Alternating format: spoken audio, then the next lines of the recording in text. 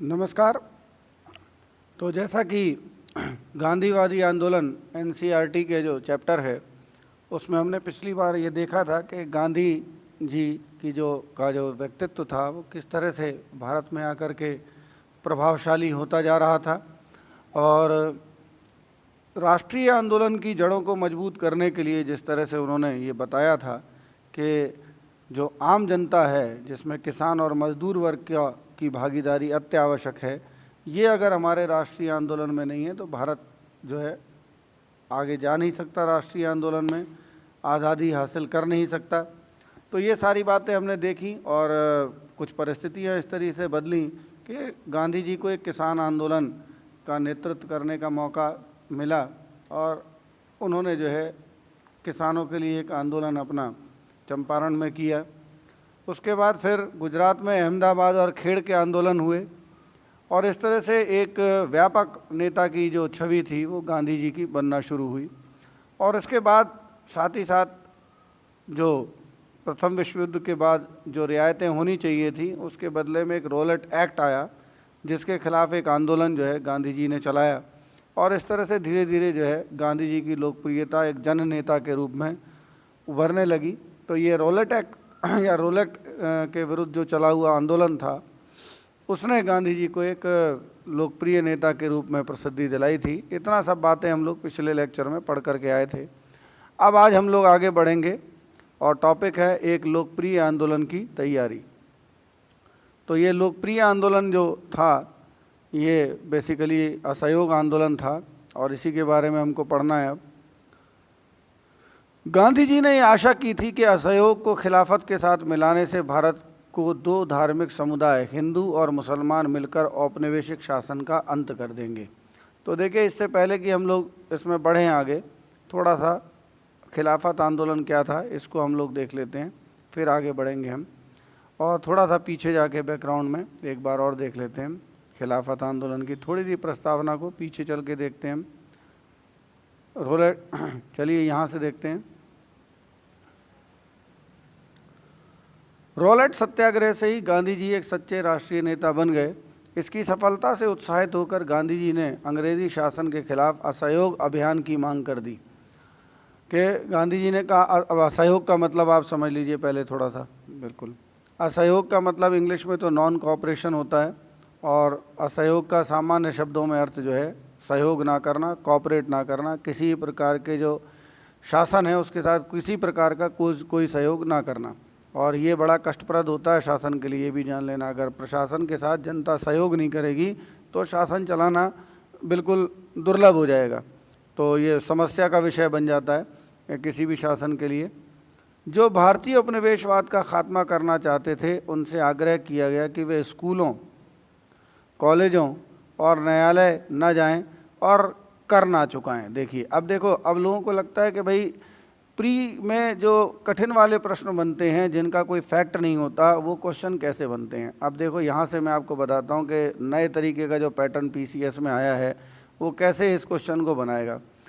Question होगा, गांधी जी द्वारा चलाए गए असहयोग आंदोलन में निम्नलिखित में से किन बातों पर असहयोग के बारे में कहा गया था। 1, स्कूल छोड़ देना। 2, कॉलेज या स्कूल कॉलेजों को शिक्षण संस्थान कह देंगे, न्यायालय और कर ना चुकाना। अब ऑप्शन आपको कूट में देंगे कि ए 1 व 2, बी 2 व 3, इस तरह से करके आपको दिए जाएंगे और फिर लोगों को लगेगा कि ये चीज़ तो कभी पढ़ी ही नहीं थी। अब इसको जब आप समझोगे तब तो आप पढ़ोगे। भाई, हम लोग फैक्ट्स पकड़ने की कोशिश करते हैं और ये थोड़ा सा मुश्किल चीज़ होती है। अब देखिए, स्कूल कॉलेजों का तो मतलब ये कि अंग्रेज़ लोग अपने स्कूल कॉलेज चला रहे थे तो वहाँ अब नहीं जाएंगे तो व्यवस्था कुछ ठप होगी। न्यायालय में नहीं जाएंगे वकील वगैरह तो वहाँ भी व्यवस्था ठप होगी। और सबसे बड़ी व्यवस्था ठप होगी कर ना चुकाने से। यदि टैक्स अदा नहीं करेगी जनता तो सरकार को अपना शासन चलाना बहुत मुश्किल हो जाएगा, क्योंकि सरकार टैक्स से ही चलती है। संक्षेप में, सभी को अंग्रेजी सरकार के साथ सभी ऐच्छिक संबंधों का परित्याग का पालन करने को कहा गया था। मतलब कुल मिला के कहा गया था कि अंग्रेज़ों से जैसे भी संबंध आपके हैं उनका पूरी तरह से परित्याग कर दीजिए, कोई संबंध न रखिए उनसे। गांधी जी ने कहा कि यदि असहयोग का ठीक ढंग से पालन किया जाए तो भारत 1 वर्ष के भीतर स्वराज प्राप्त कर लेगा। तो देखिए, ये वाला जो पॉइंट है ये भी बहुत इम्पॉर्टेंट है, इसको आप देखिए। तो अभी जब असहयोग आंदोलन के सफलता और असफलता की बात आती है तो ये लाइन वहाँ पर बड़ी इम्पॉर्टेंट होगी। कैसे होगी मैं बताऊँगा आपको। 1 वर्ष के भीतर अपने संघर्ष को विस्तार करते हुए उन्होंने खिलाफत आंदोलन के साथ हाथ मिला लिया, जो हाल ही में तुर्की शासक कमाल अतातुर्क द्वारा समाप्त किए गए सर्व इस्लामवाद के प्रतीक खलीफा की पुनर्स्थापना की मांग कर रहा था। तो देखिए एक, अब इसको थोड़ा सा आपको समझना पड़ेगा ये चीज़ क्या है, इसको मैं बता देता हूँ। देखिए खिलाफत आंदोलन के बारे में बता दूँ कि भारत में कई लोग खिलाफत का मतलब समझते हैं खिलाफ मतलब किसी के विरुद्ध हो जाना, ऐसा बिल्कुल नहीं था। देखिए इस्लाम में जब मोहम्मद साहब की मृत्यु हुई तो फिर इस्लाम धर्म का एक कोई सर्वश्रेष्ठ नेता या सर्वश्रेष्ठ जो सबको चलाने वाला था उस व्यक्ति की पहचान हुई और उसको खलीफा कहा गया। और अब ये खिलाफत जो थी वो कई जगह पर शिफ्ट होती रही, जैसे बगदाद में खलीफा थे, ठीक है ना। तो इस समय जब ये आंदोलन चल रहा था तो इस समय तुर्की जो जगह थी वहाँ पर अतातुर्क द्वारा जो है, जो शासक कमाल अतातुर्क था, उन द्वारा समाप्त किए गए सर्व इस्लामवाद के प्रतीक खलीफा की पुनर्स्थापना की मांग की जा रही थी।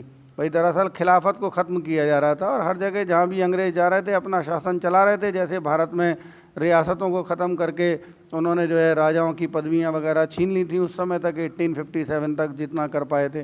तो इस तरह से हर जगह ब्रिटिश सरकार या जो अंग्रेज़ या यूरोपियन थे वो अपनी सत्ता जमाने पर लगे हुए थे। तो इसमें अब था क्या कि एक्चुअली ये बात तो इंटरनेशनल थी, तुर्की की बात थी, यहाँ से तो कोई लेना देना नहीं था, लेकिन भारत में रहने वाले जो मुसलमान थे वो व्यक्तिगत रूप से इसको अपने आप से जोड़ रहे थे एक यूनिवर्सल इस्लामिज्म के रूप में कि भाई हमारे खलीफा को वहाँ पर जो है पदच्युत किया जा रहा है, हटाया जा रहा है सत्ता से, तो कहीं ना कहीं ये गलत है। तो इस तरह से मुसलमान जो थे वो अंग्रेज़ों के ख़िलाफ़ हो गए। तो अब भारत में इसके लिए एक आंदोलन चलाया गया जिसको कहा गया था खिलाफत आंदोलन। तो पहले उसके बारे में पढ़ लेते हैं फिर टॉपिक पर आएंगे। अब खिलाफत आंदोलन क्या था? खिलाफत आंदोलन 1919 और 1920 मोहम्मद अली और शौकत अली, अब देखो यहाँ से भी क्वेश्चन बन जाएगा, मोहम्मद अली और शौकत अली, ये मोहम्मद अली और शौकत अली के नेतृत्व में भारतीय मुसलमानों का एक आंदोलन था। इस आंदोलन की निम्नलिखित मांगें थीं। अब यहाँ से देखिए अच्छा क्वेश्चन बन जाता है, जो कठिन क्वेश्चन है वो यहीं से बनता है।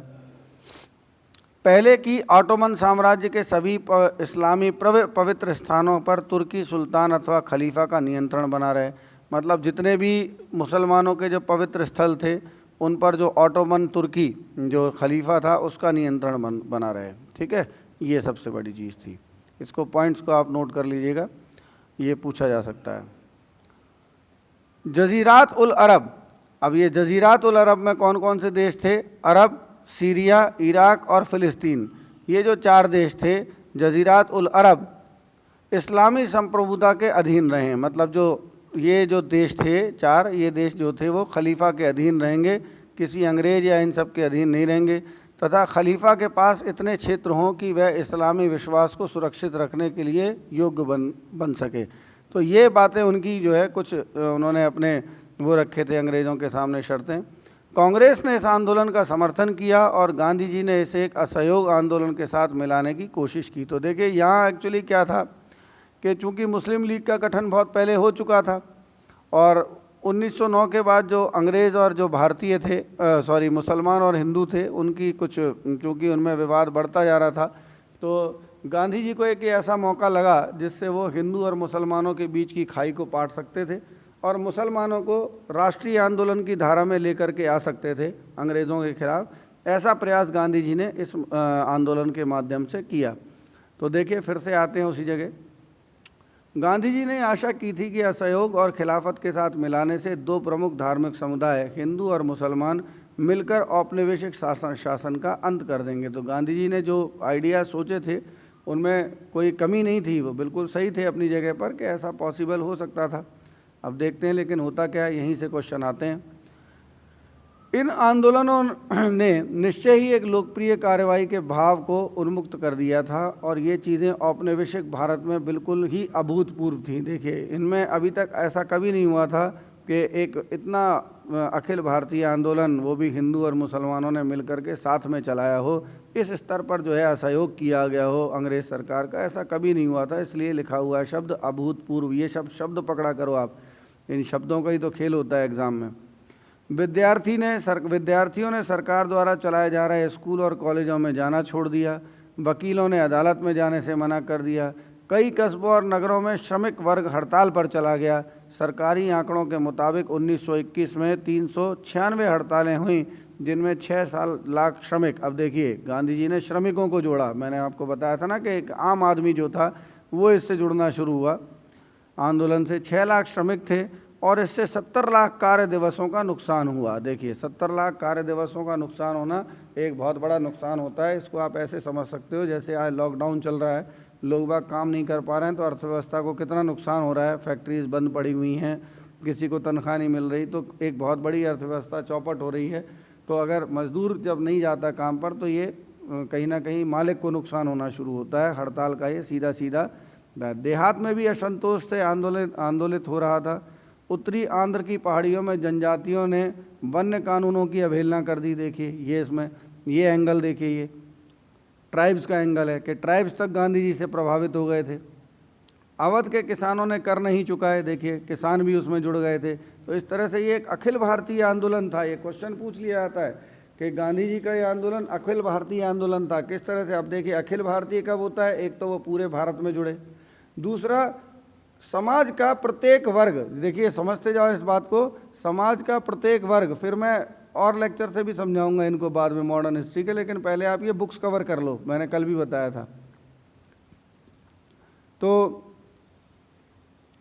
ये प्रत्येक वर्ग जो है उसके साथ जुड़ करके जब आता है तो ये चीज़ जो है सामने आती है। तो हर वर्ग, अब देखो आप, मजदूर, किसान, जनजातीय लोग, ये सारे लोग देखिए आंदोलन में जुड़ रहे हैं, टैक्स अदा नहीं कर रहे।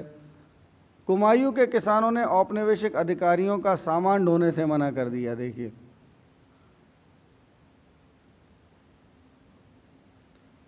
इन विरोध आंदोलनों को सभी स्थानीय राष्ट्रवादी नेतृत्व की अवज्ञा करते हुए कार्यान्वित किया गया। इन विरोध आंदोलन को कभी कभी स्थानीय राष्ट्रवादी नेतृत्व की अवज्ञा करते हुए कार्यान्वित किया गया। किसानों, श्रमिकों और अन्य ने इसकी अपने ढंग से व्याख्या की तथा औपनिवेशिक शासन के साथ असहयोग के लिए उन्होंने ऊपर से प्राप्त निर्देशों पर टिके रहने की बजाय अपने हितों से मेल खाते तरीकों का इस्तेमाल कर कार्रवाई की। मतलब पूरे देश में अपने अपने तरीके से लोग बाग इसको, असहयोग को अपना रहे थे। अब देखिए, यहाँ से एक क्वेश्चन आता है, इसको देखिए, इम्पोर्टेंट है।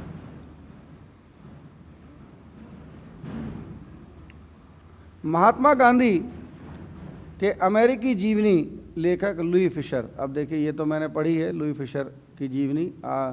लुई फिशर ने, ये क्वेश्चन आता है कि महात्मा गांधी की जीवनी किसने लिखी है? लुई फिशर ने लिखी है। तो ये लुई फिशर ने लिखा है कि असहयोग भारत और गांधी जी के जीवन के एक युग का ही नाम। देखिए कितना बड़ा। अब यही स्टेटमेंट उठा करके सीधा आपसे क्वेश्चन में पूछ लिया जाता है, का ही नाम हो गया। तो असहयोग शांति की दृष्टि से नकारात्मक किंतु प्रभाव की दृष्टि से बहुत सकारात्मक था। इसके लिए प्रतिवाद, परित्याग और स्व अनुशासन आवश्यक थे। यह स्वशासन के लिए एक प्रशिक्षण था। देखिए, बड़ा अच्छा मतलब जो है ये स्टेटमेंट है। और ये आपसे टिप्पणी करने के लिए अगर आ गया तो सारे लोग चकरा जाएंगे कि इसमें हम लिखें क्या। अब इसका आंसर कैसे देंगे ये सब चर्चा करेंगे हम लोग बाद में। लेकिन देखिए कहाँ से क्वेश्चन उठाया जाता है, मेंस में किस तरह से क्वेश्चन बनाया जाता है, ये मैं आपको समझा रहा हूँ। थॉट बेस्ड क्वेश्चंस होते हैं और फिर हम उनको समझ नहीं पाते। अब ये लुई फिशर की जीवनी तो हर आदमी पढ़ने जाएगा नहीं, लेकिन उसका एक मूल जो असहयोग को लेकर के एक स्टेटमेंट है इम्पॉर्टेंट, वो यहाँ पर दिया हुआ है आपसे आपको। यह स्वशासन के लिए एक प्रशिक्षण था। 1857 के विद्रोह के बाद पहली बार असहयोग आंदोलन के परिणाम स्वरूप अंग्रेजी राज की नींव हिल गई। तो 1857 के रिवोल्ट के बाद ये पहला आंदोलन था जिसने अंग्रेजी सरकार को हिला करके रख दिया। फरवरी 1922 में किसानों के एक समूह ने संयुक्त प्रांत मैंने बताया था क्या था, उत्तर प्रदेश को बोलते थे उस समय, चौरी चौरा पुरवा में एक पुलिस स्टेशन पर आक्रमण करके उसमें आग लगा दी। इस अग्निकांड में कई पुलिस वालों की जान चली गई। हिंसा की इस कार्रवाई से गांधी जी ने यह आंदोलन तत्काल वापस लेना पड़ा। उन्होंने जोर दिया कि किसी भी तरह की उत्तेजना को निहत्थे और एक तरह से भीड़ की दया पर निर्भर व्यक्तियों की घृणित हत्या का आधार पर उचित नहीं ठहराया जा सकता। तो देखिए, यहाँ गांधी जी का एक सिद्धांत भी था, हालांकि इसकी डिटेल एनालिसिस जो है और सुमित सरकार वगैरह में काफ़ी की गई है, तो लेकिन सुमित सरकार आप तब पढ़ पाओगे जब आप इसको ठीक से पढ़ पाओ। तो गांधी जी के आंदोलन यदि आपको बहुत अच्छे से पढ़ने हैं तो आप सुमित सरकार पढ़िए, सुमित सरकार नहीं पढ़ सकते तो शेखर बंदोपाध्याय पढ़ लीजिए, और नई किताब है, 2 किताबों के नाम भी मैं आपको बताए दे रहा हूँ। इसमें बहुत अच्छा एनालिसिस किया है उन लोगों ने इन सब चीज़ों का, गांधी जी के आंदोलन को वापस लेने का और इन सब का। तो देखिए आगे, असहयोग आंदोलन के दौरान हजारों भारतीयों को जेल में डाल दिया गया। स्वयं गांधी जी को मार्च 1922 में राजद्रोह के आरोप में गिरफ्तार कर लिया गया। उन पर जांच की कार्रवाई की अध्यक्षता करने वाले जज जस्टिस C.N. ब्रूमफील्ड, अब ये क्वेश्चन पूछ लिया जाता है किसने किया था, C.N. ब्रूमफील्ड ने उन्हें सजा सुनाते समय एक महत्वपूर्ण भाषण दिया। जज ने टिप्पणी की, इस तथ्य को नकारना असंभव होगा कि मैंने आज तक जितनी जांच की हैं अथवा करूंगा, आप उनसे भिन्न श्रेणी के हैं। इस तथ्य को नकारना असंभव होगा कि आपके लाखों देशवासियों की दृष्टि में आप एक महान देशभक्त और नेता हैं। देखिए, लाखों लोगों की दृष्टि में वो महान देशभक्त और एक नेता हैं। यहाँ तक कि राजनीति में जो लोग आपसे भिन्न मत रखते हैं वे भी आपको उच्च आदर्शों और पवित्र जीवन वाले व्यक्ति के रूप में देखते हैं। तो this was the impact of Gandhi's personality.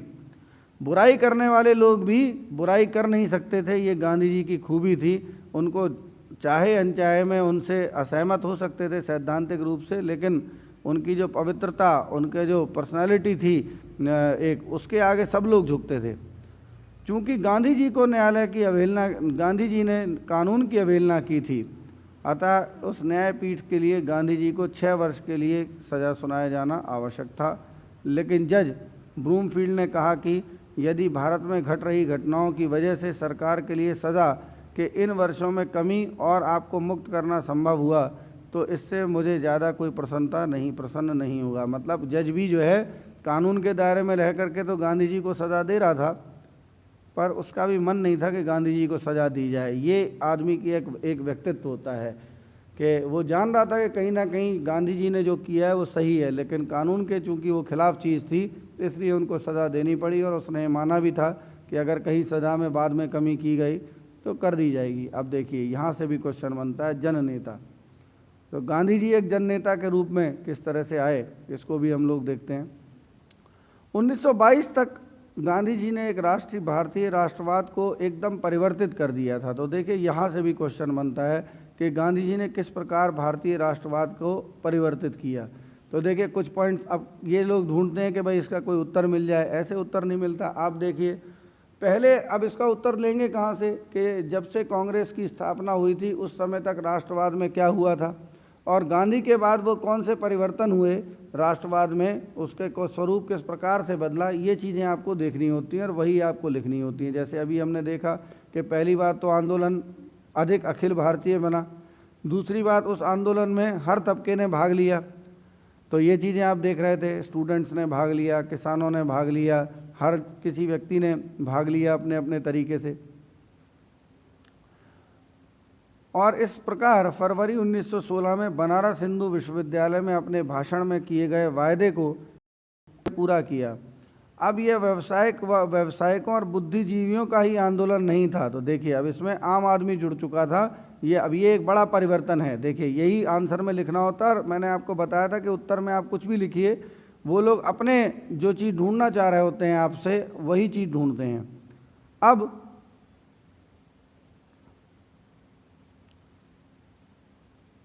हजारों की संख्या में किसानों, श्रमिकों, कारीगरों ने भी इसमें भाग लेना शुरू किया। इनमें से कई गांधी जी के प्रति आदर व्यक्त करते हुए उन्हें अपना महात्मा कहने लगे। तो देखिए, Gandhi ji was considered as a महात्मा। उन्होंने इस बात की प्रशंसा की कि गांधी जी उनकी ही तरह के वस्त्र पहनते हैं, उनकी ही तरह रहते थे और उन्हीं की भाषा में बोलते थे। अन्य नेताओं की तरह सामान्य जनसमूह से अलग नहीं खड़े होते थे, बल्कि वह उनसे सहानुभूति रखते थे, उनसे घनिष्ठ संबंध भी स्थापित कर लेते थे। तो देखो ये गांधी जी की खूबी थी। आम व्यक्ति के जीवन में किस तरह से उन्होंने पैठ बनाई, यही सब चीज़ों की नकल आजकल लोग नेता लोग करते हैं। चुनाव के टाइम में गरीबों के पैर छूना, गरीबों के यहाँ जा कर के बैठ जाना एक दिन, लेकिन गांधी जी के अंदर ये बराबर था। ये सब वही नकलें चली आ रही हैं। आज तुम जो नेताओं को देखते हो ये सब वही नकलें चली आ रही हैं, बस फ़र्क ये है कि ये असली नेता थे, ये सब लोग जो है अवसरवादी नेता हैं, सत्ता पाने वाले नेता हैं, इसलिए गांधी से किसी की भी तुलना नहीं की जा सकती। सामान्य जन के साथ इस तरह की पहचान उनके वस्त्रों में विशेष रूप से परिलक्षित होती थी। तो देखिए, सबसे पहले उन्होंने वस्त्र धारण किए। एक आम किसान के वस्त्र थे जो धोती पहने रहते थे। जहाँ अन्य राष्ट्रवादी नेता पश्चिमी शैली के सूट अथवा भारतीय बंद गला जैसे औपचारिक वस्त्र पहनते थे, वहीं गांधी जी लोगों के बीच एक साधारण धोती में जाते थे। इस बीच प्रत्येक दिन का कुछ हिस्सा वे चरखा चलाने में बिताते थे। तो देखिए, ये एक सृजनात्मक कार्य था चरखा चलाना, जिससे गांधी जी जो है लोगों को आत्मनिर्भर बनाना चाहते थे, ताकि अंग्रेज़ों के ऊपर जो डिपेंडेंसी है लोगों की ख़त्म हो, लोग चरखा चलाएं, कपड़ा अपना बनाएं और सूत काटें। अपने अन्य राष्ट्रवादियों को भी उन्होंने ऐसा ही करने के लिए प्रोत्साहित किया। सूत कताई के कार्य ने गांधी जी को पारंपरिक जाति व्यवस्था में प्रचलित मानसिक श्रम और शारीरिक श्रम की दीवार तोड़ने में मदद की। तो this was the very radical change that he wanted in the society. ठीक है ना। हाँ, जाति व्यवस्था को गांधी जी ख़त्म करने का जो अपना नज़रिया था वो अपने तरीके का था, वो अपने ढंग से चीज़ों को ख़त्म कर देना चाहते थे। कुछ मामलों में ये बात व्यवहारिक भी थी, और इसलिए आगे जाके आप देखेंगे कि अंबेडकर जी जो थे उनका गांधी जी के साथ इस बात में विवाद था, वो बाद में चर्चा करेंगे हम लोग।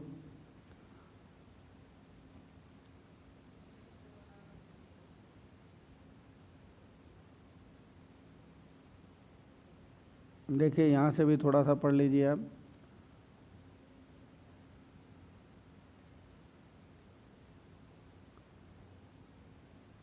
चरखे के साथ महात्मा गांधी भारतीय राष्ट्रवाद के सर्वाधिक स्थायी पहचान बन गए। 1921 में दक्षिण भारत की यात्रा के दौरान गांधी जी ने अपना सिर मुंडवा लिया और गरीबों के साथ अपना तादात्म्य स्थापित करने के लिए उन्होंने सूती वस्त्र पहनना आरंभ कर दिए। उनका यह नया रूप तपस्या और संयम का प्रतीक बन गया। देखिए, ये सब आप ध्यान रखिएगा इन सब चीज़ों को।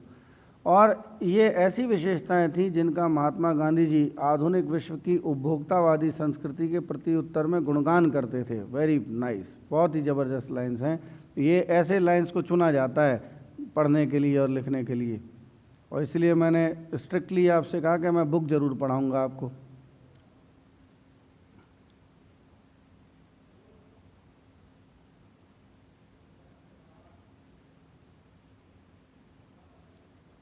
अब देखिए, इसमें गांधी जी की जो पर्सनालिटी है उसके विषय में आगे चर्चा की गई है कि किस किस तरह से उन्होंने प्रभाव छोड़ा। तो हम चरखा जरा पढ़ लेते हैं, उसके बाद चरखे की जो के बारे में जानने के बाद आगे का जो लेक्चर है उसको हम अगले लेसन में कंटिन्यू करेंगे। महात्मा गांधी आधुनिक युग जिसमें मशीनों ने मानव को गुलाम बनाकर श्रम को हटा दिया था के घोर आलोचक थे। अब देखिए, गांधीवादी जो दर्शन है वो उसको आप यहाँ से उठा सकते हो कि उनके क्या क्या विचार थे, यहाँ से आप ले लेते हैं। लोग ढूंढते फिरते हैं, किताब ढूंढते हैं, आप पढ़ो ढंग से, आपको बहुत सारे विचार यहीं से मिल जाएंगे, इतने पर्याप्त होंगे कि आपको अच्छे नंबर दिला दें। उन्होंने चरखा को एक ऐसे मानव समाज के प्रतीक के रूप में देखा जिसने मशीनों और प्रौद्योगिकी को बहुत महिमा मंडित नहीं किया जाएगा।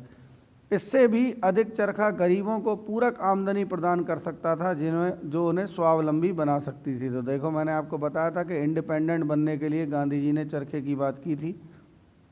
मेरी आपत्ति मशीन के प्रति सनक से है। अब देखिए, मशीन के विरोधी नहीं थे, क्या कहते हैं, मशीन के प्रति जो मैनिया था, सनक थी लोगों की, उससे है। यह सनक श्रम बचाने वाली मशीनरी के लिए है।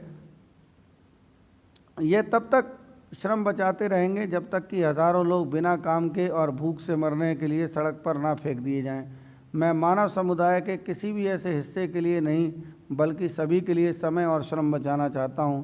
मैं धन का केंद्रीकरण कुछ लोगों के हाथों में नहीं बल्कि सभी के हाथों में करना चाहता हूं। This was a very radical idea at that time. और आज भी देखिए यही बात है, और फिर यही हुआ। पूंजीवाद आने से क्या हुआ, और गांधी जी इस बात को समझते थे कि पूंजीवाद जब आएगा तो धन जो था वो पूंजीवादियों के हाथ में केंद्रित हो जाएगा और आम आदमी उन पर पूरी तरह से निर्भर हो जाएगा। तो वो ये नहीं चाहते थे कि, और मशीन आने से ही पूंजीवाद का आना था, फैक्ट्रीज लगेंगी।